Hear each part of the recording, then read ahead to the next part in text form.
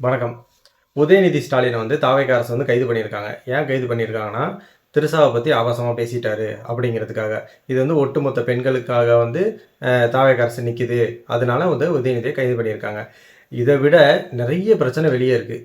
இதே பொள்ளாச்சியில இருக்கிறத விட பயங்கரமான பாலியல் தொந்தரவுலாம் பார்த்தீங்கன்னா, தாவேகா நிர்வாகி வந்து குடுத்துருக்காங்க. இத பத்தி ஒருத்தர் கூட போராட கிடையாது.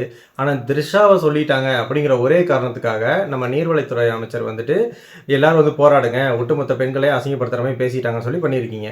எத மறைக்கிறதுக்கு இந்த நாடகத்த வந்து 2 கட்சிகளும் சேர்ந்து போடுறீங்க? தமிழ்நாட்டுல எவ்வளோ பிரச்சனைகள் இருக்கு. கர்நாடகாக்காரன் தண்ணி குடுக்க மாட்டேன்னு சொல்றான். அந்த பிரச்சனை இருக்கு. சேலம்ல வந்துட்டு தண்ணீரை வந்துட்டு பிரைவேட் கம்பெனிக்காரனுக்கு குடுத்துறான். அந்த பிரச்சனை இருக்கு.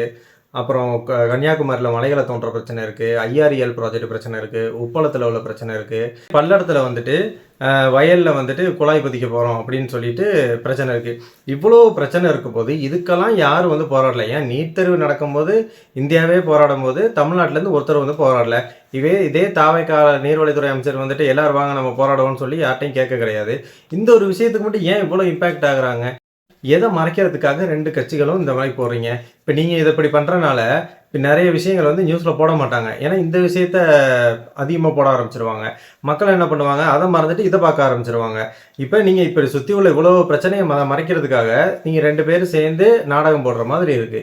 தமிழ்நாடு முதலமைச்சரோட மனைவி சங்கீதா அவர்கள வந்து அவ்வளோ கேவலமா, ரொம்ப கொச்சையா பேசியிருக்காங்க. அதுவும் சொந்த தாவேக்கா கட்சியில இருக்கவங்களே அவ்வளோ நாகரிகமே இல்லாம, அவங்கள அவ்வளோ கேவலமா பேசியிருக்காங்க, ஆபாசமா.